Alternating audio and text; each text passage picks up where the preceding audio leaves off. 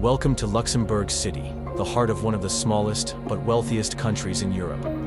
This capital of the eponymous duchy is known for its centuries-old fortifications, deep gorges, and beautiful parks. Although the city is compact, it manages to surprise you at every corner. A true hidden gem in Western Europe.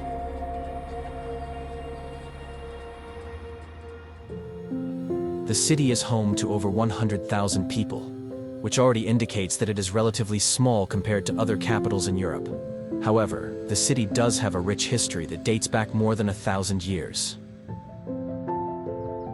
In the year 936, it all began with the construction of a medieval castle by a knight from the region. Due to its strategic location between France, Germany, and Belgium, it quickly became an important fortress city and a powerful center in Europe. This is still visible in the city, which still has many fortifications and is even listed as a UNESCO World Heritage Site.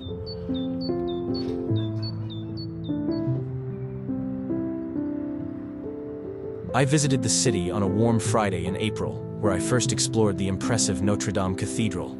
This beautiful building was originally constructed in the early 17th century as a Jesuit church, and was later, in the early 21st century, significantly expanded to accommodate the tombs of members of the Grand Ducal family.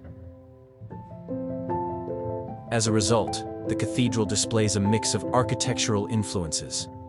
Inside the church stands a 17th century statue of Mary, who is said to have helped the city during a plague epidemic. Every year, the statue is carried through the streets during the Grand Octave procession, held 2 weeks before Pentecost. With its stately pillars, tall stained glass windows, and rich decorations, this cathedral exudes a deep sense of history and spiritual peace.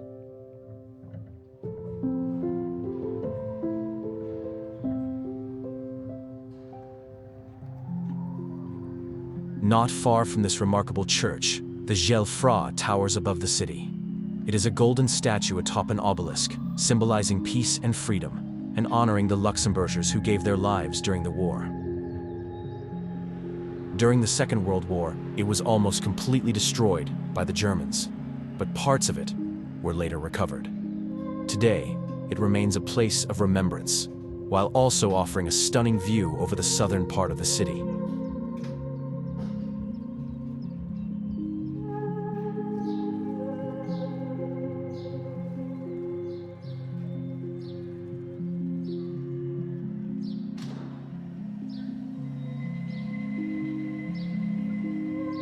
In the city center, you will find several museums, one of which is the History Museum, offering an overview from the city's origins to the present day. The museum building itself, dating from the 17th to the 19th century, not only reflects the history of the city, but also of the architecture from that period. The large glass panoramic elevator takes you through different layers of history, showcasing both the story of the city and that of the building. Numerous scale models vividly illustrate how the city has grown over more than 1,000 years into the heart of the country.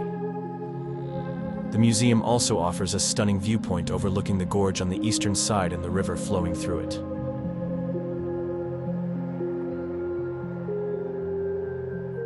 After my visit, I continued along the gorge, which partly served as a defensive wall and offers views of the Neumünster Abbey.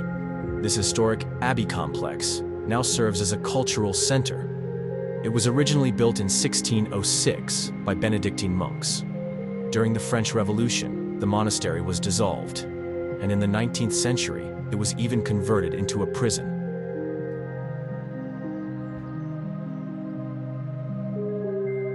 Due to the differences in elevation throughout the city, there are many bridges to be found, from massive old stone bridges to modern steel ones, such as the 74-meter-high Red Bridge located near the Vauban towers. These towers and the old bridge were part of the fortifications from the 17th century, designed by the famous French military engineer after whom they are named. Set in a lush green landscape with stunning views, they are rightly included as part of the UNESCO World Heritage Site. From these towers, I climbed upwards via a small fort and through a nature park to Fort Obergrunewald, dating from the same period. I was truly amazed that, just a short walk from the city center, you suddenly find yourself in the middle of nature, as if the hustle and bustle of the city has completely disappeared. Once I arrived at the fort, towering high above the city, I realized how vast it is and what a glorious past Luxembourg has had. The fort played an important role in the defense of the higher parts of the city. Like many of the city's fortifications, it was partially dismantled after the Treaty of London in 1867, which confirmed Luxembourg's neutrality. Fort Thüngen is also located here and is commonly known as the Three Acorns, because of its 3 round towers topped with acorn-shaped roofs. Today, the fort serves as a museum entirely dedicated to the city's military history. The many paintings and artifacts displayed at this historic site make it one of the best places to explore the civil history of the country. From the rooftop of the fort, you can clearly see how old and new blend seamlessly in the city. The modern glass art museum marks the beginning of the Kirchberg district, which, with its many high-rise buildings and contemporary architecture, serves as the business center of the city. Via the Malakoff Tower, built in 1861, I walk along the eastern side of the city center toward the Plateau du Rham. On this plateau, you can find remnants of the old outer city wall with several towers. The plateau is also home to many former barracks, originally built to house soldiers who guarded the surrounding fortifications. Today, these buildings have been transformed into modern residential and care facilities. From the plateau, you look down over the city and can clearly see how the steep cliffs of the gorge were cleverly used as natural defensive structures, with the lower areas later being developed for housing. Yet even there, city walls were built, some of which still remain. Such as the section that stands out beautifully against the massive railway bridge.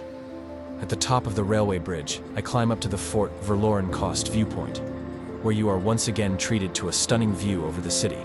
From here, it becomes clear that not only are the fortifications around the city impressive, but that the entire city itself is essentially one vast fortress. I walk a bit further through the city center before entering another beautiful park on the western side, where you find Villa Vauban. This elegant historic villa was built in 1873 on the foundations of an old fort and now serves as an art museum. The museum houses artworks from various countries, particularly featuring Italian, French, and Dutch masters. Although it may not seem very large from the outside, a major renovation in 2010 added a large underground section, making it the perfect place for those who appreciate 17th to 19th century painting.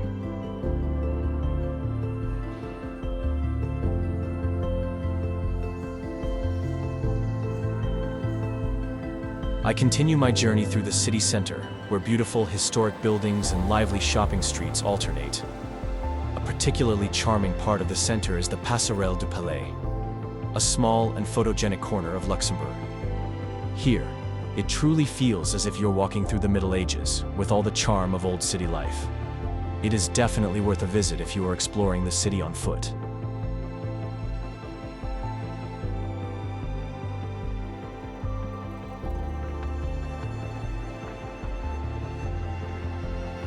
I make a final stop at Luxembourg's main national museum, dedicated to art, archaeology, and history.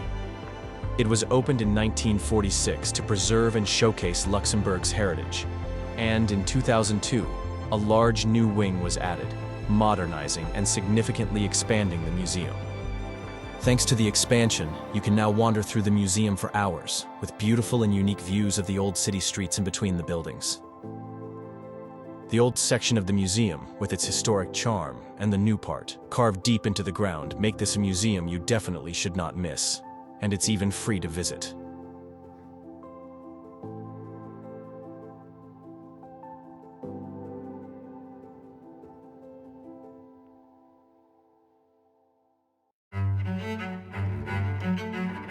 Luxembourg City has truly surprised me in every possible way.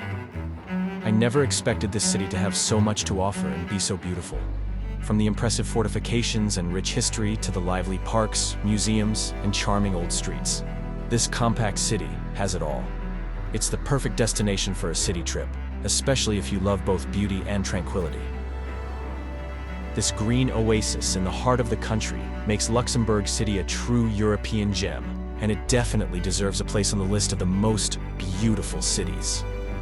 I hope I've inspired you to visit this city, or maybe you've already been there. Feel free to share your thoughts in the comments. Don't forget to subscribe to my channel to not miss my next adventures, and give the video a like if you enjoyed it. Thanks for watching, and see you soon.